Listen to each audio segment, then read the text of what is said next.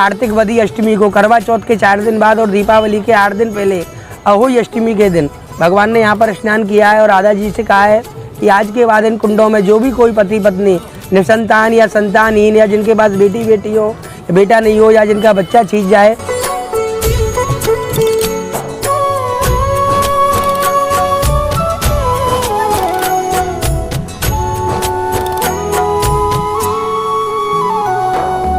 राधा राधा राधा राधा राधा राधा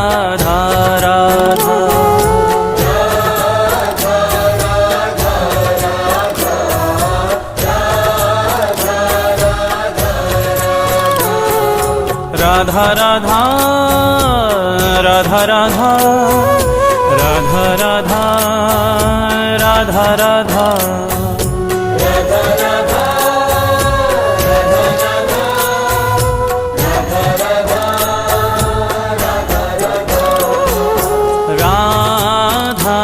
राधा राधा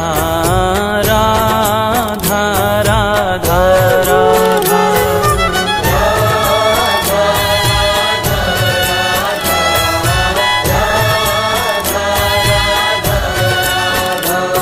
श्री राधा जय राधा श्री राधा राधा राधा राधा राधा जय राधा श्री राधे।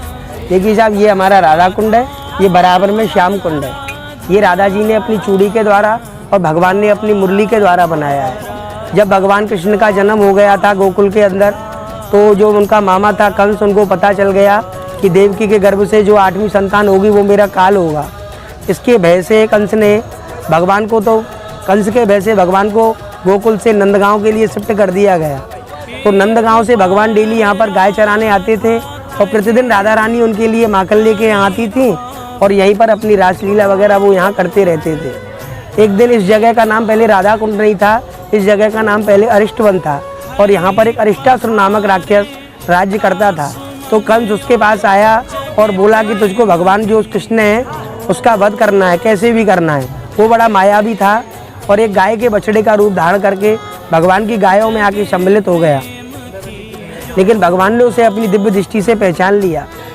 तो भगवान ने क्या किया, ये सफ़ेद वाला जो गुम्बद सामने आप लोग देख रहे हो, यहाँ पर भगवान ने उसको पछाड़े से उसका वध कर दिया।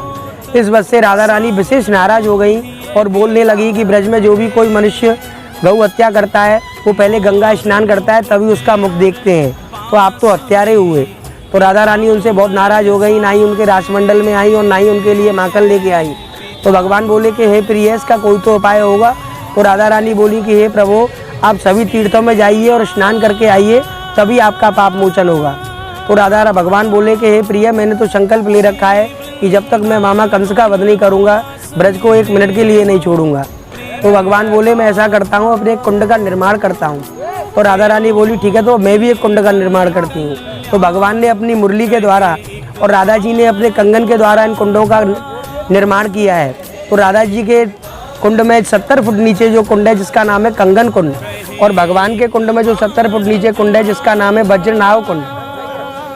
भगवान को गौ हत्या का पाप लगा हुआ था, इसलिए भगवान के कुंड में जल नहीं निकला और राधा रानी के में जल निकल आया। तो भगवान बोले अब मैं क्या करूं? तो राधा रानी बोली कि हे प्रिय, आप मुझसे जल ले लीजिए। तो सामने आप जो ये संगम देख रहे हैं, यहाँ से भगवान ने अपनी मुरली को आर पार किया है और जल इधर से उधर लिया है। तब भगवान ने यहाँ पर सभी नारद जी को बुलाया और नारद जी को बोला कि आप जाइए और सभी तीर्थों से बोलिए कि अपना अपना जल लेकर के आएँ। तो यहाँ पर समस्त तीर्थ आ गए हैं दुनिया के, केवल 2 तीर्थ यहाँ पर नहीं आए। एक तो पुष्कर राज जी नहीं आए और एक गंगा जी नहीं आई है। पुष्कर राज जी तो घमंड में नहीं आए कि मैं सब तीर्थों का राजा हूँ, तो एक ग्वाल वाल के कहने से यहाँ पर क्यों जाऊँ। तो भगवान ने उसी दिन पुष्कर जी को श्राप दे दिया कि जो भी कोई आपके कुंड में स्नान करेगा, पूजन करेगा, उसकी कोई भी कृपा मनोकामना पूर्ण नहीं होगी। तो आप कभी देखिएगा पुष्कर में जाकर के, वहाँ 2 पुष्कर हैं, एक नवीन पुष्कर, एक बूढ़ा पुष्कर। बूढ़ा पुष्कर में कोई पूजा आचमन नहीं करता है और जो नवीन पुष्कर भगवान के द्वारा वहाँ प्रकट किए गए हैं उन्हीं में पूजा आचमन होता है। गंगा जी कारणवश नहीं आई, हाथ जोड़ के खड़ी हो गई भगवान के सम्मुख कि प्रभु आप ब्रजमंडल में यहाँ से कहीं भी गंगा स्नान के लिए जाओगे तो मेरी बहन यमुना जी पड़ती हैं, तो मैं उनको क्रॉस करके नहीं आ सकती हूँ। तो भगवान बोले अब क्या किया जाए, तो भगवान ने गोवर्धन में मन से मानसी गंगा को प्रकट किया है। वो और ये दोनों नीचे स्रोतों के माध्यम से मिले हुए हैं। तब भगवान ने यहाँ पर अपना स्नान किया है।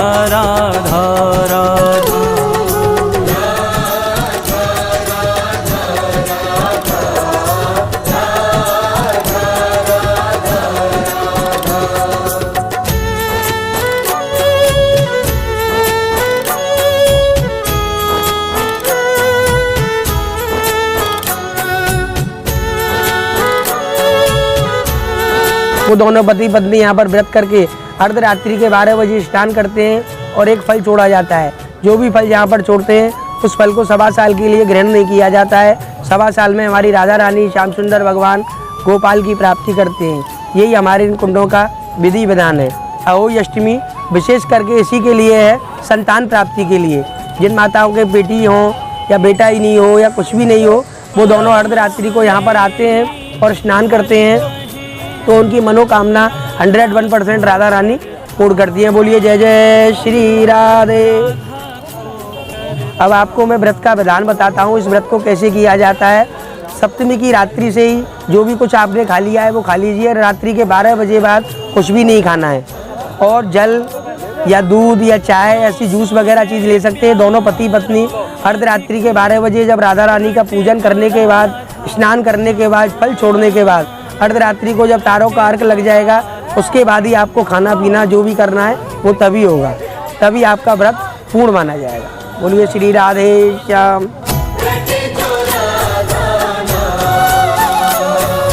रटे जो राधा नाम मेरो प्राणन सो प्यारो,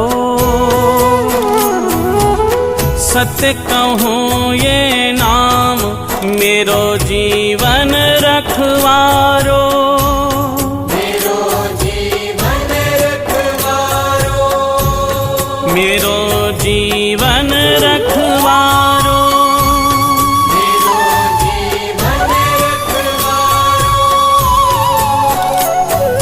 बड़ भागी वो जीव सफल कीनी तिन देही, सत्य कहूँ ये नाम मेरो है परम स्नेही, मेरो है परम स्नेही, मेरो है परम स्नेही, मेरो है परम स्नेही। राधा राधा राधा राधा राधा राधा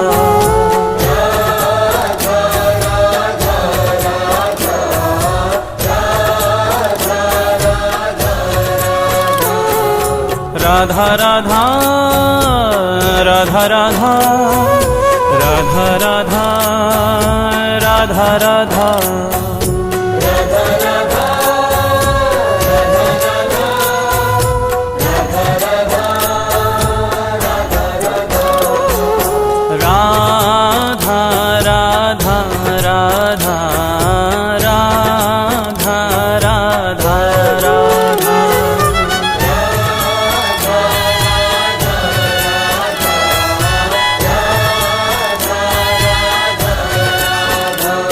श्री राधा जय राधा, श्री राधा राधा राधा राधा राधा, जय राधा श्री राधा राधा राधा राधा राधा राधा राधा राधा राधा।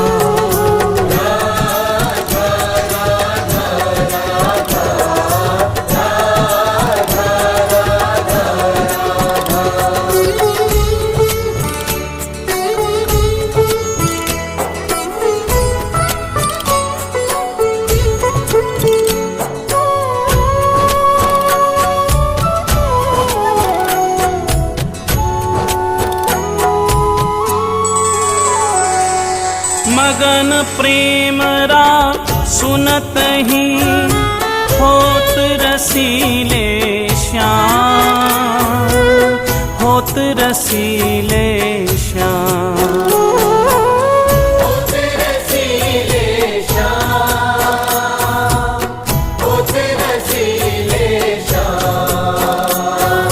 श्रवण हेत हरिधा शब्द त्याग देत निज धाम, त्याग देत निज धाम।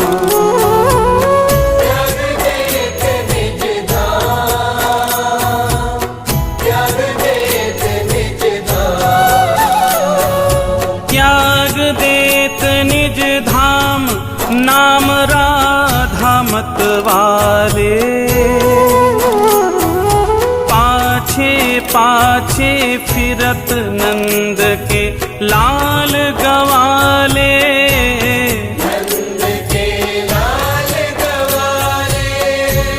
नंद के लाल गवाले। राधा राधा राधा राधा राधा राधा।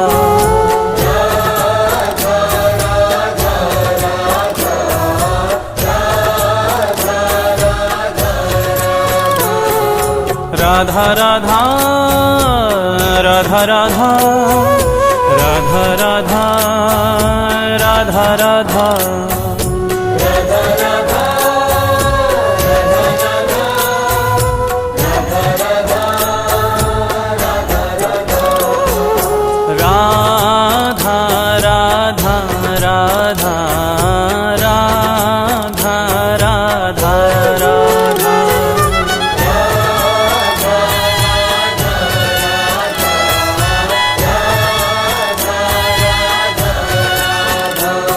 श्री राधा जय राधा, श्री राधा राधा राधा राधा राधा, जय राधा श्री राधा राधा